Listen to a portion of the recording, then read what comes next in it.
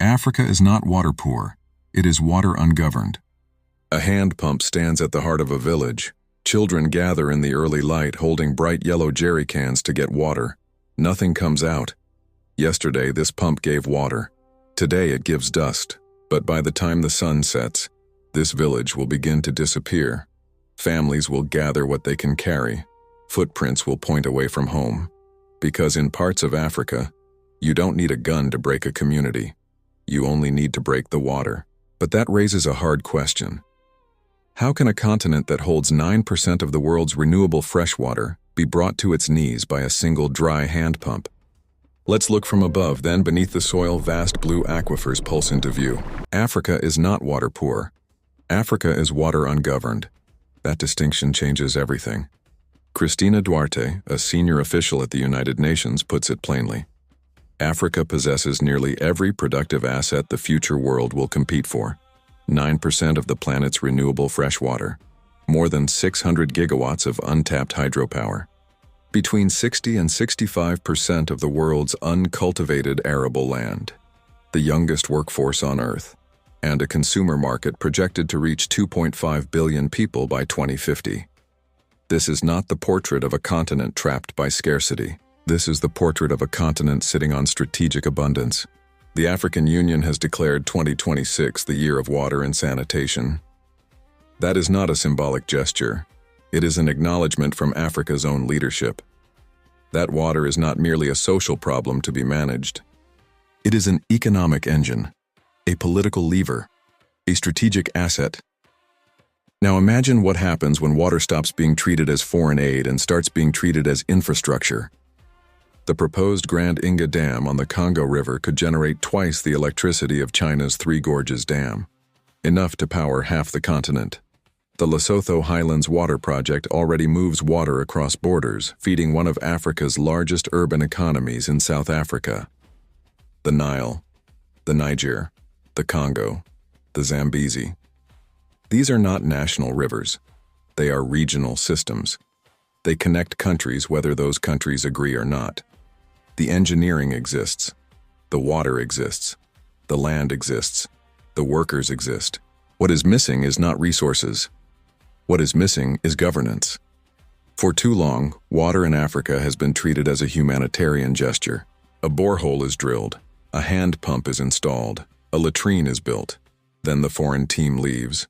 And without maintenance budgets, without spare parts, without long-term planning, these systems fail.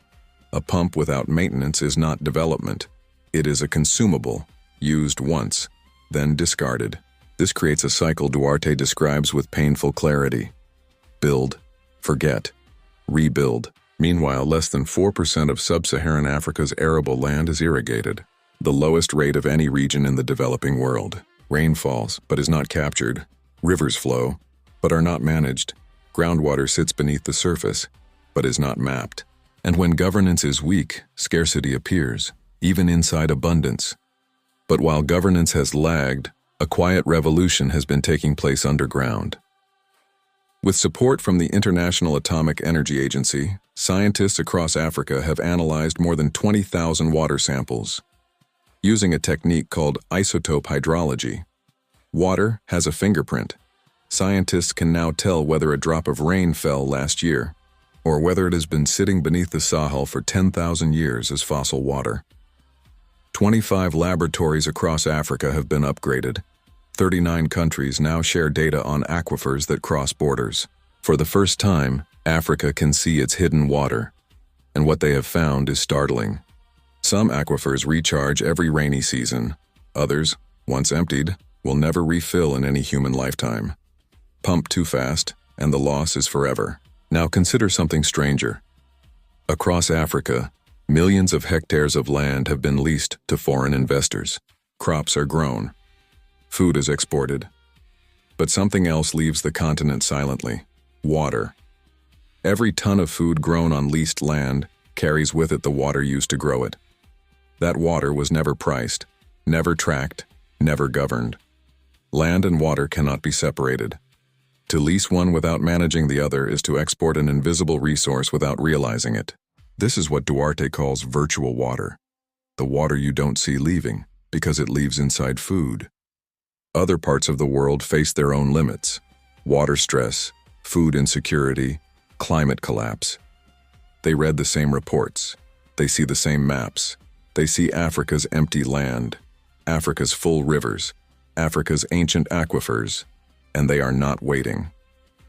As Duarte warns directly, the world will develop Africa's water and land in the coming decades. The only question is whether this happens on African terms or someone else's. That is not alarmism, that is arithmetic. Duarte proposes 3 fundamental shifts. First, treat water systems as 50 to 100-year national assets, not as project-by-project charity. Second, expand irrigation rapidly and intentionally, turning seasonal rainfall into year-round food security. Third, create enforceable legal frameworks for shared rivers and aquifers.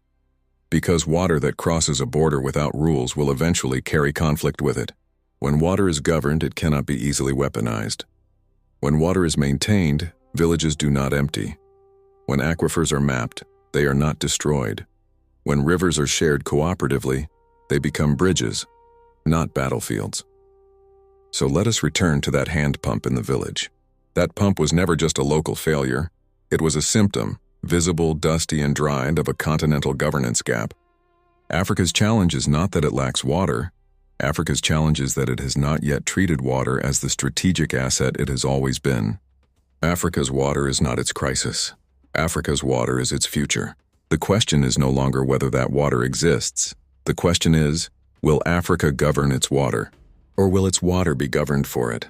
This is Sal Pierce signing off from VlogND, where we work to uncover the true stories of Africa and the world.